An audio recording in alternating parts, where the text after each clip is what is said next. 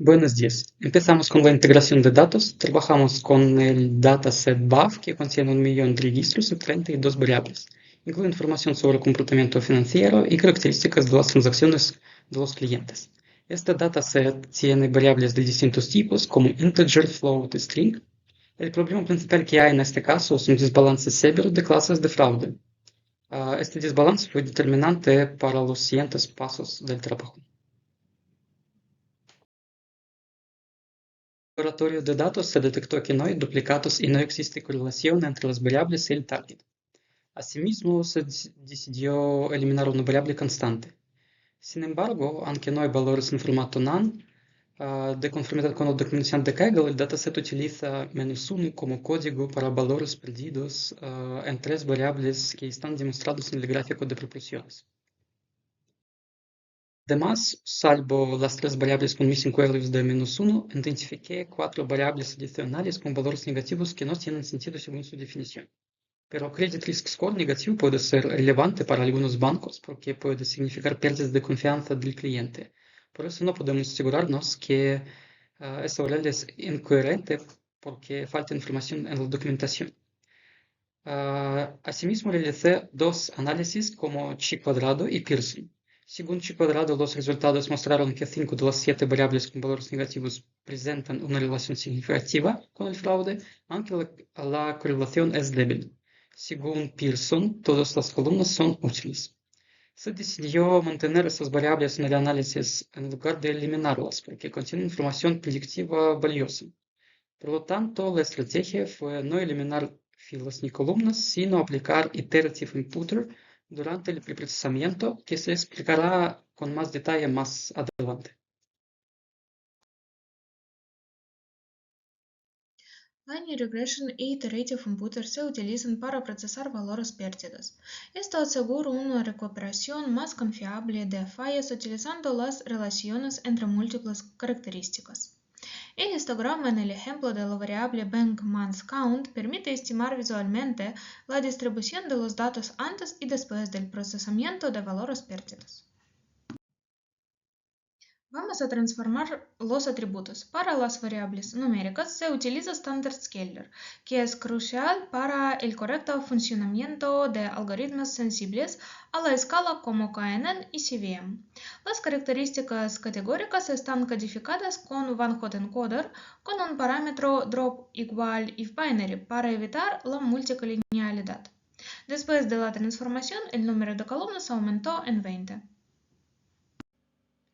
En el conjunto de train se observa una distribución de las clases altamente desbalanceada en la variable objetivo. La clase mayoritaria representa la gran mayoría de las instancias, mientras que la clase minoritaria aparece de manera muy reducida. Este desbalanceo puede provocar que los modelos de clasificación presenten sesgos orientados a la clase mayoritaria. Por ello, vemos necesario la aplicación de técnicas de balanceo. Nosotros aplicamos técnicas de submuestreo, aleatorio e informado. Para el aleatorio se utilizó la función random undensampler y para el informado near-miss, basado en el cálculo de distancia entre instancias. El parámetro sampling strategy se define como la fórmula de la diapositiva, donde la proporción de muestras de la clase minoritaria entre la proporción de muestras de la clase mayoritaria. Y el parámetro version para near-miss define la estrategia de selección, ya sea las instancias más cercanas o las más lejanas. Para eliminar ruido en el dataset, comencé analizando los filtros de ruido vistos en clase, pero no son válidos porque al ser la clase minoritaria, tampoco muestras, básicamente los filtros eliminan toda la muestra de fraude, con lo cual los descarté. Incorporé dos técnicas específicas para dataset balanceados que se presentan en el libro recomendado por los profesores. Una es ThomasLink, que es la versión menos agresiva, que lo que hace es eliminar muestras de la clase mayoritaria que esté cerca de muestras de la clase minoritaria, y Wines Cancellation, que incluye a ThomasLink y además elimina muestras que estén en lugares ya muy poblados. Muestras siempre de la clase mayoritaria que están en zonas que ya hay muchos de sus mayoritarios, con lo cual eliminan sin que perdamos pérdida. He evaluado cuatro métodos de selección de características. Aquí he seleccionado Select KBS, Random Forest y regresión logística L1. Al final el ganador fue la regresión logística L1 con C igual a 0,005, lo que logró mejorar bajo la curva y una mayor estabilidad en la variación cruzada. Al final, este método lo que ha logrado seleccionar 40 variables clave tras el one-hot encoding. Ha destacado las familias de datos sobre los dispositivos, el estado laboral, el comportamiento del usuario, que son claves para la detección de fraudes. Al final, esta selección no solo redujo la dimensionalidad que teníamos, sino que permitió tener un equilibrio más óptimo entre el rendimiento y la capacidad de generalización del modelo posterior.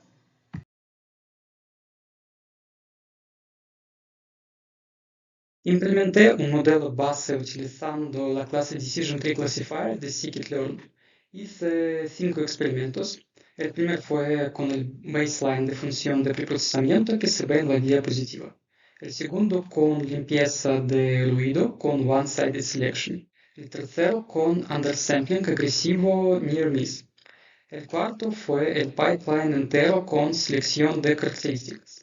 El quinto fue el baseline sin imputación, ya que los algoritmos modernos de árboles de decisión, como CART, por ejemplo, pueden manejar valores nulos internamente sin necesidad de borrarlos o imputarlos previamente. Asimismo, Decision Tree tiene el parámetro para balancear los datos como class weight. Esto permite que el modelo preste más atención a la clase minoritaria, es decir, a los casos de fraude en nuestro caso. Después de elegir el quinto experimento como mejor, hice tuning del modelo con Hyper Optimization, porque funciona más rápido que otros enfoques. Y más adelante elegí un umbral óptimo según F-score beta porque prioriza el recall sobre precision. En esta tarea más importante es detectar el número máximo posible del fraude. Finalmente obtuve los resultados del modelo con mejores hiperparámetros y con umbral óptimo. El rendimiento general mejora respecto al baseline sin imputación. Sin embargo, aproximadamente 60% de los datos fraudulentos no son detectados. Ahora mismo hablamos sobre el staging, que es una técnica de ensemble que combina múltiples modelos.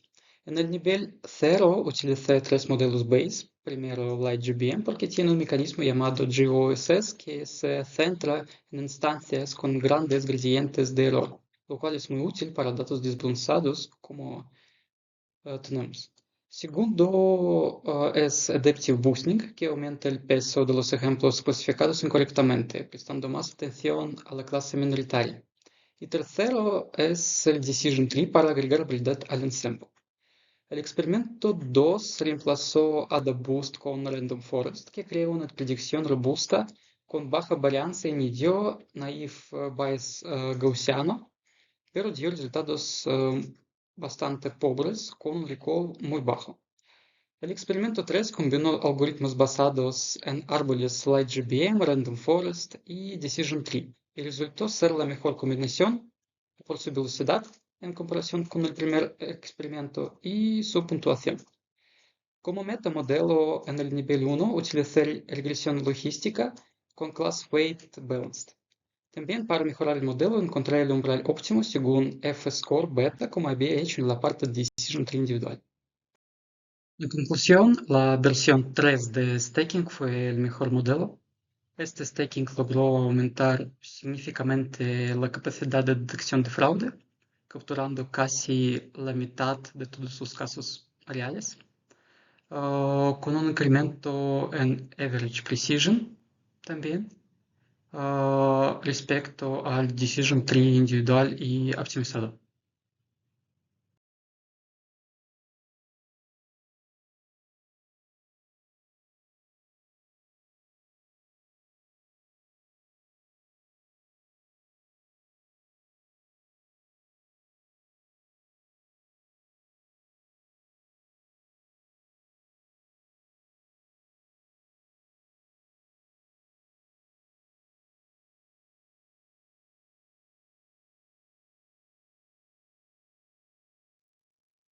Esta diapositiva muestra los modelos KNN. Primero usé un conjunto de parámetros establecido en el modelo para reemplazar el parámetro balanceo. Esto permitió la unificación del proceso de aprendizaje y una rápida comparación del impacto de los desequilibrios de clase en la calidad de la clasificación. Luego cambió los parámetros KNN y entrenó con el mejor balanceo de paseo anterior random. Como se muestra en la tabla de comparación, los modelos primero y último están cerca entre sí en términos de sus métricas y matrices de confusión, y dan resultados que son mucho mejores que los otros dos modelos. Una de ellas es difícil de elegir, tal vez para el desarrollo vale la pena crear un modelo ensamblado con ambos. En Gradient Boosting consideré tres modelos: Gradient Boosting regular, Extreme Gradient Boosting y Categorical Boosting. Puede ver las opciones del plan en la diapositiva.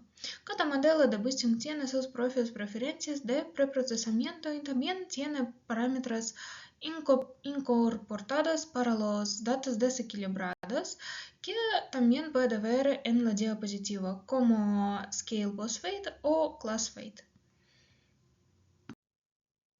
Estos modelos predicen mejor que los simples. Los resultados muestran que KetBoost tiene las mejores métricas y la matriz de confianza dice que clasifica menos a los clientes buenos como fraudes y más a los fraudes reales. Para ambos algoritmos se trabajaron tres escenarios. Uno con balanceo aleatorio con Sampling Strategy 3070 con eliminación, escalado numérico y codificación de texto, y dos Sampling Strategy 5050, uno aleatorio y otro informado, además con eliminación, escalado numérico, codificación de texto, limpieza de valores nulos, ocultos e imputación. En ambos se utilizó validación cruzada Stratified K-Fold con K igual a 5 y la métrica que determinaba el ganador era el F1 score. En cuanto a hiperparámetros, para Naive Bayes con la función Gaussian NB se utilizó bar smoothing con valores logarítmicos de 0 a menos 9, y para Bagging con la función Bagging Classifier con estimador un árbol de decisión estándar se utilizó NEstimator 25, 50 y 100 y Max Sample 0.5, 0.70 y 1. Para este algoritmo los gráficos son contundentes. El balanceo informado colapsó técnicamente con predicciones cercanas al azar, por lo que se descartó. La disputa quedó entre los aleatorios, donde el 50-50 maximizó la detección pura pero generó excesivo ruido, mientras que el 70-30 priorizó la calidad, reduciendo las falsas alarmas y logrando un mejor F1 score y la mayor eficiencia operativa del grupo. Para la elección del modelo final comenzamos descartando la técnica de balanceo informado. Su rendimiento fue técnicamente nulo, un AUC de 0.57, comportándose casi como una predicción aleatoria. Esto nos dejó ante la decisión estratégica clave: priorizamos seguridad o eficiencia. El escenario aleatorio 70-30 es eficiente y genera pocas alertas, pero es demasiado arriesgado, deja escapar más de la mitad de los fraudes reales. Mientras que el escenario 50-50 es agresivo, detecta casi el 78% del fraude, o sea que tiene una sensibilidad alta, aunque el precio a pagar es gestionar más falsas alarmas. Como decisión final, hemos declarado ganador el modelo con el balanceo 50-50. En detección de fraude, la prioridad es blindar al negocio. Financieramente hablando, es preferible asumir el coste operativo de revisar falsas alarmas que permitir fugas de capital por fraudes no detectados. Este modelo es el único que nos ofrece esta seguridad.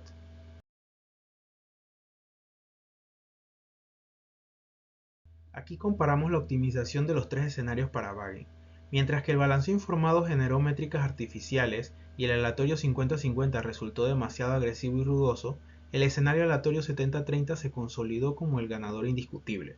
Al entrenar con más datos reales legítimos, logró el mejor equilibrio técnico con un F1 score superior al 0.50 y una precisión del 43%, demostrando ser la configuración matemática más sólida y estable para este algoritmo en el proceso de optimización. Al evaluar las predicciones en Bagging, nos encontramos con tres realidades muy distintas. Primero, el balanceo informado fue inviable. Con un AUC del 0.48 y un acierto de apenas el 15%, el modelo se comportó peor que al azar, clasificando erróneamente casi todo el tráfico legítimo como fraude, o sea, descartado. Esto nos dejó ante el dilema de la seguridad versus la eficiencia. El modelo aleatorio 50-50 es muy agresivo, detecta 4 de cada 5 fraudes, pero su precisión es tan baja que el coste operativo de revisar sus falsas alarmas se dispara, mientras que el modelo 7030 en cambio es más equilibrado, aunque detecta menos, el 62%, reduce el ruido y el coste de revisión a la mitad. Como conclusión, recomendamos al Vagging con balanceo 7030. Es la opción inteligente. Mantiene una detección competitiva sin colapsar el equipo de operaciones. Reservaríamos al 50-50 solo para casos donde el coste de un fraude sea astronómicamente mayor al de su revisión. En esta gráfica final comparamos los campeones de cada algoritmo. Navier-Bayes en su versión 50-50 y Vagging en 70-30, ambos con balanceo aleatorio. Al observar las barras de los extremos, OutRock a la derecha y sensibilidad a la izquierda, vemos una gran estabilidad entre validación, las barras claras, y test, las oscuras. Esto es crucial. Nos confirma que no hay sobreajuste en ninguno de los dos modelos. La batalla real está en el centro. Si bien Navier-Bayes, los azules, detectan un 66% del fraude, su precisión se desploma al 4%, mientras que Vagging, los verdes, aunque detecta un poco menos, el 62%, logra mantener una precisión del 7.4% y un F1 score del 0.13, casi el doble que su competidor. Además, Vagging presenta un AUX superior, 0.87 versus 0.82, lo que indica una mejor capacidad para separar las clases. Por tanto, Vagging 7030 es el modelo ganador. Sacrifica una mínima detección a cambio de una eficiencia operativa muy superior. SVM fue mi punto de partida, con lo cual hubo mucha exploración de las opciones de preprocesamiento. Me baso en dos cosas principalmente. Uno es que mantengo los valores perdidos marcados como -1 en muchas de las variables por su correlación directa con el fraude. Y luego hay un preprocesamiento común, que es siempre un scaler y un one hot encoding, que son indispensables para SVM. La estrategia fue ejecutarlo todo con línea SVM, por eso de que es computacionalmente menos costoso. Y una vez que encontré estrategias de preprocesamiento que daban buenos resultados, empecé a aplicarla a un SVM con un kernel radial. Un apunte sobre la metodología. Tanto el entrenamiento de los modelos, así como la optimización de parámetros vía Grisset, como la selección del umbral, se hacen exclusivamente utilizando el conjunto de entrenamiento. El conjunto de test solo se utilizará al final para validar los resultados. Las métricas que mostramos en las tablas están siempre hechas con validación cruzada. Y otro detalle clave es que utilizamos pipeline de Everland, una librería especializada en conjuntos de balanceados, de forma que las técnicas de resampleo, que son el balanceo y la limpieza de ruido, no se aplican sobre los conjuntos de test dentro de cada fork, porque en estos conjuntos de test queremos reflejar la realidad, que es un conjunto desbalanceado. Mostramos aquí los resultados de test para SVM. Realmente el objetivo de confirmar que el modelo generalizado bien se cumple, porque la línea azul es muy similar a lo encontrado en el entrenamiento. Ahora bien, separo este análisis en tres bloques, en el que no hemos optimizado el umbral, que sería la matriz de confusión azul, con un dato relativamente bueno.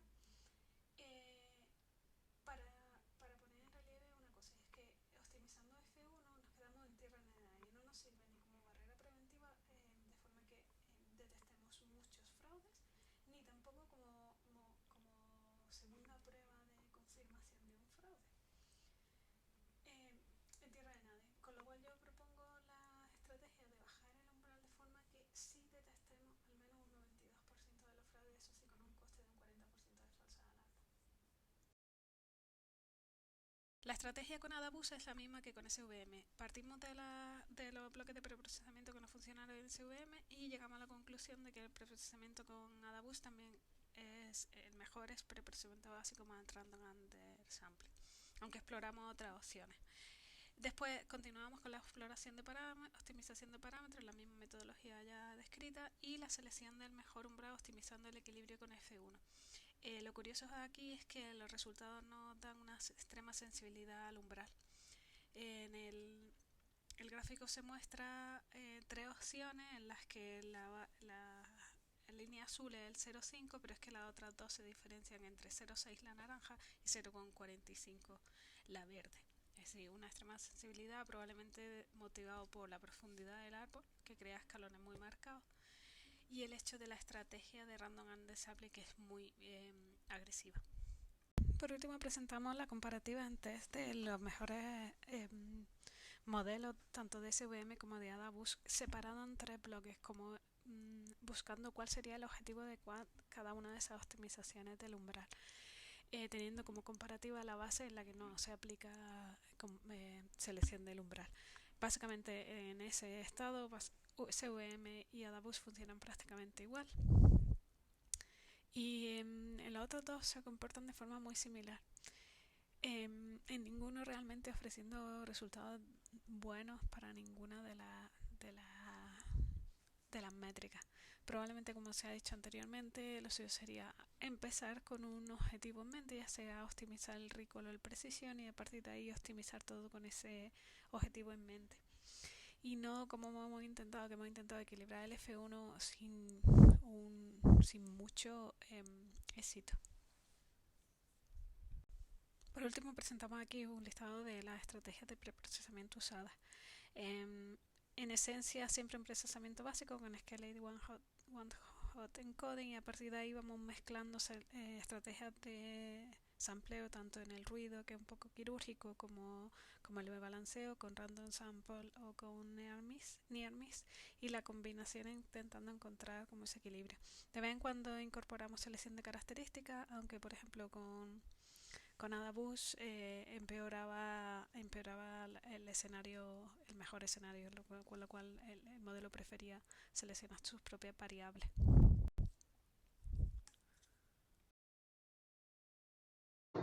En esta etapa de la regresión logística es el algoritmo base que me tocó. Mediante la validación cruzada estoy haciendo la estratificación en 5 folds.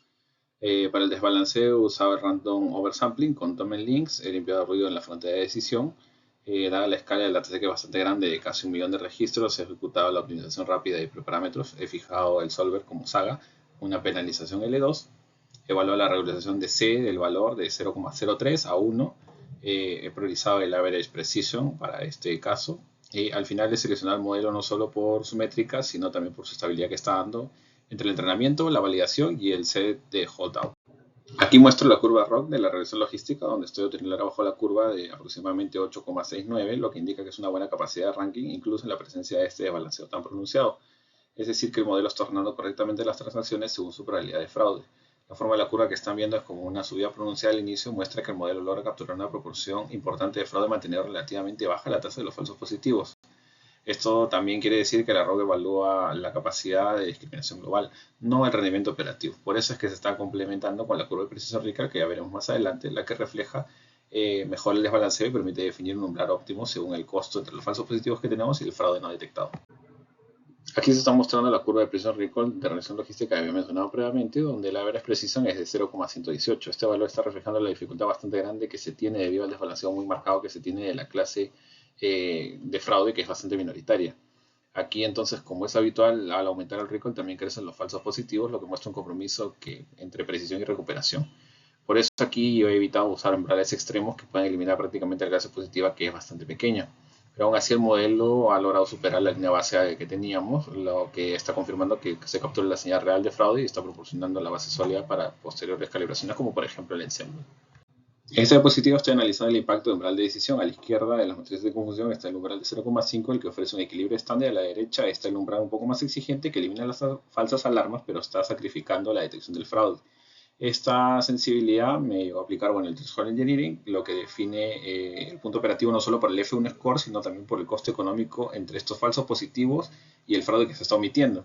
Al final, la mínima desviación entre la validación cruzada y el holdout lo que está haciendo básicamente es confirmar que se tiene un modelo estable que no tiene sobreajuste y está bastante bueno para poder realizar un ensemble posterior o alguna mejora en la producción real, ¿no? Aquí estoy implementando un ensemble heterogéneo con regresión logística SVM y árboles de decisión para capturar los patrones lineales y no lineales. Estoy usando softbotting con pesos equitativos, pero la clave fue la calibración probabilística con Calibrate Classifier CB. Esto ha garantizado que las salidas de SVM y árboles sean coherentes antes de promediarlas.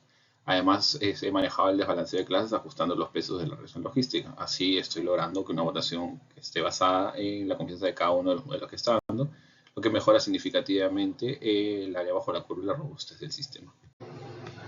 Al comparar el modelo, en Ensemble alcanzó un área bajo la curva de 0,462, lo que supera un 2,4% de los VM. Mantuvimos un ROC de área bajo la curva de 0,84, lo que confirma una discriminación global bastante estable. Se ha optimizado el umbral operativo a 0,38 para maximizar el F1 score en 0,465, lo que logra un equilibrio entre precisión y sensibilidad que estamos buscando. En la matriz de confusión capturamos el 54% de fraude total con un 42% de precisión, lo que significa que uno de cada 2.3 alertas es un fraude real. Esto quiere decir que al final el árbol de decisión actúa como un regulador no lineal, mientras que la regresión y el SVM están aportando la estabilidad que se necesita para que este modelo sea robusto. En esta comparativa directa, el Voting Ensemble está superando a la regresión logística, que ha agregado el área bajo la curva de 0,45 a 0,462, lo que es una mejora del 2,6%. Aquí lo más relevante también es que hemos incrementado el recall de 54,5% sin haber sacrificado la precisión, lo que ha subido a 42,1%. Gracias a una mejor calibración también tenemos un umbral operativo que baja de 0,71 a 0,38, lo que permite capturar 1.202 fraudes reales de una manera muchísimo mejor. Como estamos viendo en la curva de Precision Recall, el Ensemble está dominando a todo el baseline en casi todo el rango, lo que demuestra que no hemos optimizado nada más que las métricas, sino que también está un modelo muchísimo más operativo.